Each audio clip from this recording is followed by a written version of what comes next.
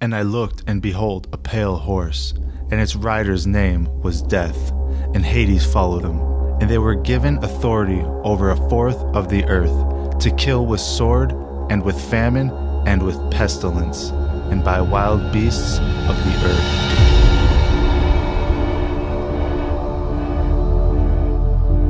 There's something strange about the coronavirus outbreak and the way it's currently spreading around the world like an uncontrolled wildfire. We all know that reality is not what it seems, and oftentimes, the truth ends up getting buried under a mountain of lies. You see, this outbreak of the coronavirus was not unexpected at all. In fact, you can say that it was pre-planned. October 18th, 2019, Event 201 begins. The outcome of the CAPS pandemic in Event 201 was catastrophic. 65 million people died in the first 18 months. The outbreak was small at first and initially seemed controllable, but then it started spreading in densely crowded and impoverished neighborhoods of megacities. From that point on, the spread of the disease was explosive. Within 6 months, cases were occurring in nearly every country. It began in healthy-looking pigs, months, perhaps years ago. A new coronavirus spread silently within herds. Gradually, farmers started getting sick. Infected people got a respiratory illness with symptoms ranging from mild flu-like signs to severe pneumonia. The sickest required intensive care. Many died. Experts agree, unless it is quickly controlled, it could lead to a severe pandemic, an outbreak that circles the globe and affects people everywhere. Event 201 was a simulated global disaster, a pandemic featuring none other than the coronavirus we are currently seeing all over the news. If you go to the website centerforhealthsecurity.org/event201, you can read all about this event and what it was designed to accomplish. And that's exactly what we are going to do today. This is taken from their website about the Event 201 exercise. Event 201 was a 3.5-hour pandemic tabletop exercise that simulated a series of dramatic, scenario-based facilitated discussions confronting difficult, true-to-life dilemmas associated with response to a hypothetical but scientifically plausible pandemic. 15 global businesses, governments, and public health leaders were players in the simulation exercise that highlighted unresolved real-world policy and economic issues that could be solved with sufficient political will, financial investments, and attention now and in the future. The exercise consisted of pre-recorded news broadcasts, live staff briefings, and moderated discussions on specific topics. These issues were carefully designed in a compelling narrative that educated the participants and the audience. The Johns Hopkins Center for Health Security, World Economic Forum, and the Bill and Melinda Gates Foundation jointly propose these recommendations. We'll get into the recommendation page in just a minute. So let's look at the scenario page. The title of this page is The Event 201 Scenario. Event 201 simulates an outbreak of a novel zoonotic coronavirus transmitted from bats to pigs to people that eventually becomes efficiently transmissible from person to person, leading to a severe pandemic. The pathogen and the disease it causes are modeled largely on SARS, but it is more transmissible in the community setting by people with mild symptoms. The disease starts in pig farms in Brazil, quietly and slowly at first, but then it starts to spread more rapidly in healthcare settings. When it starts to spread efficiently from person to person in the low-income and densely packed neighborhoods of some of the megacities in South America, the epidemic explodes. It is first exported by air travel to Portugal, the United States, and China, and then to many other countries. Although the first countries are able to control it, it continues to spread and be reintroduced, and eventually no country can maintain control. There is no possibility of vaccine being available in the first year. There is a fictional antiviral drug that can help the sick but not significantly limit the spread of the disease, since the whole human population is susceptible. During the initial months of the pandemic, the cumulative number of cases increases exponentially, doubling every week, and as the cases and deaths accumulate, the economic and societal consequences become increasingly severe. The scenario ends at the 18-month point with 65 million deaths. The pandemic is beginning to slow due to the decreasing number of susceptible people. The pandemic will continue at some rate until there is an effective vaccine or until 80 or 90% of the global population has been exposed. From that point on, it is likely to be an endemic childhood disease. 65 million deaths, and they don't expect it to stop until 80 to 90% of the global population has been exposed. This is a direct quote from their own website. As we just heard from the Event 201 simulation website, this pandemic was simulated to kick off in South America. However, we now know that this virus originated in the city of Wuhan, China, and it cannot be a coincidence that Wuhan, China is home to two of the country's top secret biowarfare programs. According to the Washington Times, quote, "Virus hit Wuhan has two laboratories linked to Chinese biowarfare programs. The Virology Institute there has China's only secure lab for studying deadly viruses," end quote. Next section is the purpose section. In recent years, the world has seen a growing number of epidemic events, accounting to approximately 200 events annually. These events are increasing, and they are disruptive to health, economies, and society. Managing these events already strains global capacity, even absent a pandemic threat. Experts agree that it is only a matter of time before one of these epidemics becomes global, a pandemic with potentially catastrophic consequences. A severe pandemic, which becomes Event 201, would require reliable cooperation among several industries, national governments, and key international institutions.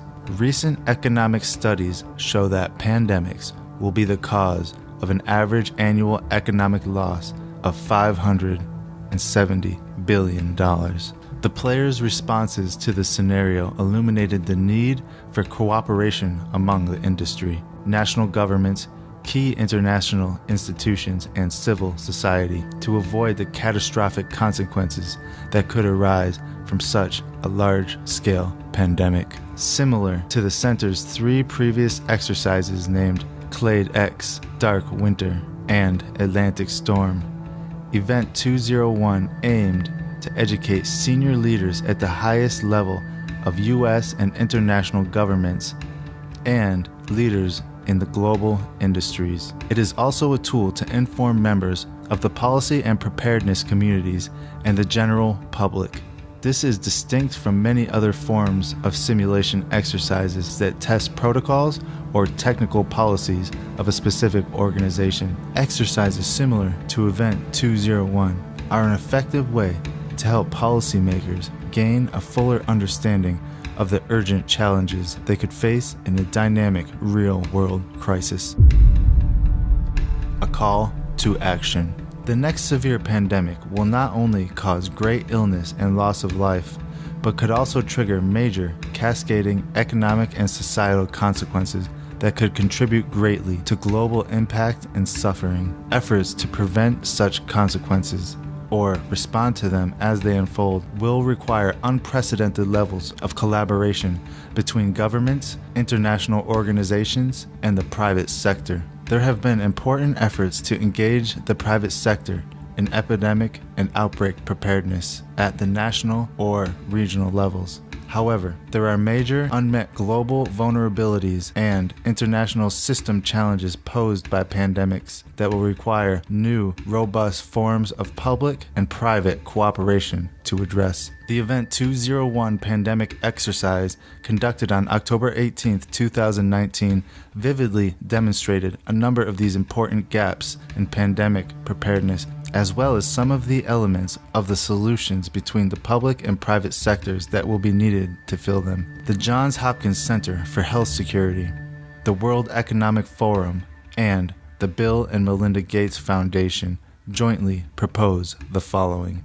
Number 1, governments, international organizations, and businesses should plan now for how essential corporate capabilities will be utilized during large-scale pandemic. During a severe pandemic, public sector efforts to control the outbreak are likely to become overwhelmed, but industry assets, if swiftly and appropriately deployed, could help save lives and reduce economic losses. For instance, companies with operations focused on logistics, social media, or distribution systems will be needed to enable government's emergency response, risk communications, and medical countermeasure distributions during a pandemic. This includes working together to ensure that strategic commodities are available and accessible for public health response. Contingency planning for a potential operational partnership between government and businesses will be complex, with many legal and organizational details to be addressed. Governments should work now to identify the most critical areas of need and reach out to global industry players with the goal of finalizing agreements in advance of the next large pandemic. The Global Preparedness Monitoring Board would be well positioned to help monitor and contribute to the efforts that governments, international organizations, and businesses should take for pandemic preparedness response. Number 2, industry, national governments, and international organizations should work together to enhance internationally held stockpiles of medical countermeasures to manage rapid and equitable distribution during a severe pandemic. The World Health Organization currently has an influenza vaccine virtual stockpile, with contracts in place with pharmaceutical companies that have agreed to supply vaccines should the World Health Organization request them. As one possible approach, this virtual stockpile model could be expanded to augment the WHO's ability to distribute vaccines and therapeutics to countries in the greatest need. One possible approach, this virtual stockpile model could be expanded to augment the WHO's ability to distribute vaccines and therapeutics to countries in the greatest need during a severe pandemic. This should also include any available experimental vaccine stockpiles for any WHO R&D blueprint pathogens to deploy in a critical trial during outbreaks in collaboration with CEPI, GAVI, and WHO. Other approaches could involve regional stockpiles or multinational agreements. During a catastrophic outbreak, countries may be reluctant to part with scarce medical resources. A robust international stockpile could therefore help to ensure that low and middle resource settings receive needed supplies regardless of whether they produce such supplies domestically. Countries with national supplies or domestic manufacturing capabilities should commit to donating some supplies or products to this virtual stockpile. Countries should support this effort through the provision of additional funding. Number 3. Countries, international organizations, and global transportation companies should work together to maintain travel and trade during a severe pandemic. Travel and trade are essential to the global economy as well as to national and even local economies, and they should be maintained even in the face of a pandemic. Improved decision-making coordination and communications between the public and private sectors relating to risk,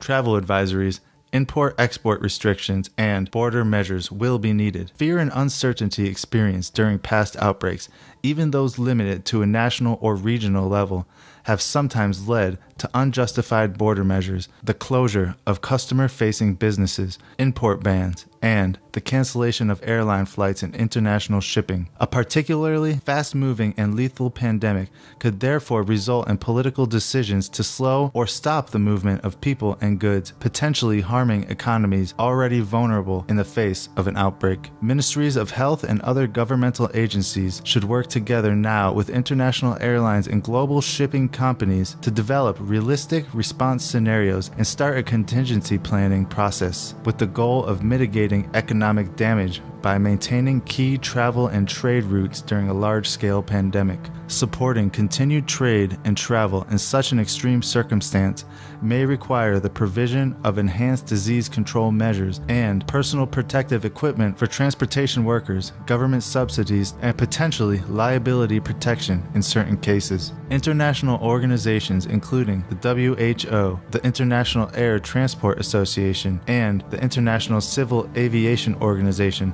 should be partners in these preparedness and response efforts. Number 4. Governments should provide more resources and support for the development and surge of manufacturing vaccines, therapeutics, and diagnostics that will be needed during a severe pandemic.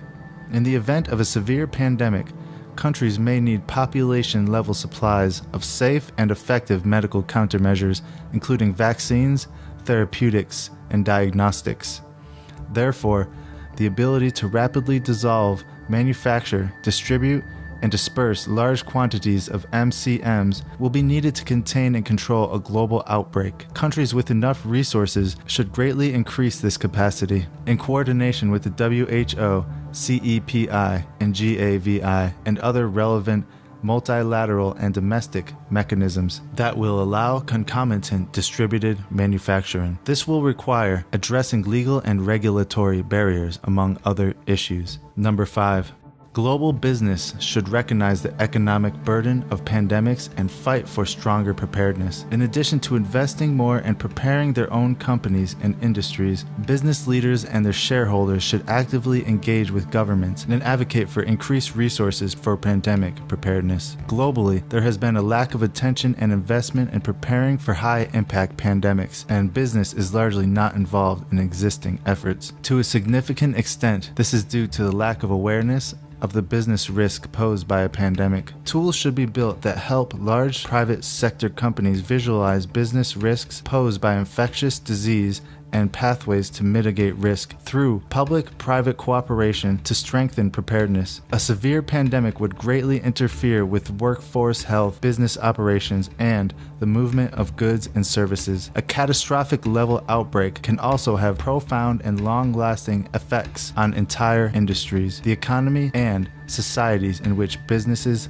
operate. While governments and public health authorities serve as the first line of defense against fast-moving outbreaks, their efforts are chronically underfunded and lack sustained support. Global business leaders should play a far more dynamic role as advocates with a stake in stronger pandemic preparedness. Number 6. International organizations should prioritize reducing economic impacts of epidemics and pandemics. Much of the economic harm resulting from a pandemic is likely to be due to counterproductive behavior of individuals, companies, and countries. For example, actions that lead to disruption of travel and trade or that change consumer behavior can greatly damage economies. In addition to other response activities, an increase in and reassessment of pandemic financial support will certainly be needed in a severe pandemic, as many sectors of society may need financial support during or after a severe pandemic, including healthcare institutions,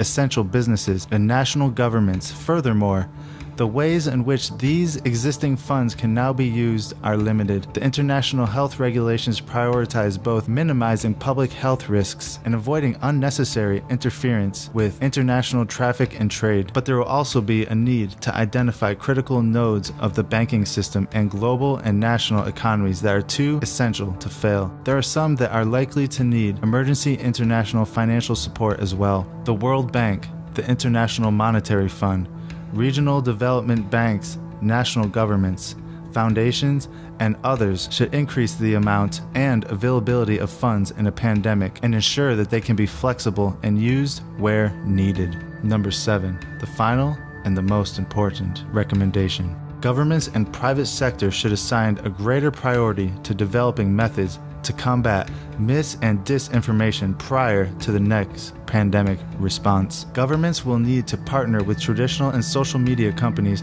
to research and develop nimble approaches to countering misinformation. This will require developing the ability to flood media fast with accurate and consistent information. Public health authorities should work with private employers and trusted community leaders, such as faith leaders, to promulgate factual information to employees and citizens. Trusted, influential private sector employers should create the capacity to readily and reliably augment public messaging, manage rumors and misinformation, and amplify credible information to support emergency public communications. National public health agencies should work in close collaboration with the WHO to create the capability to rapidly develop and release consistent health messages. For their part, media companies should commit to ensuring that authoritative messages are prioritized and that false messages are suppressed, including through the use of technology. And then they go on to say, accomplishing the above goals will require collaboration among governments,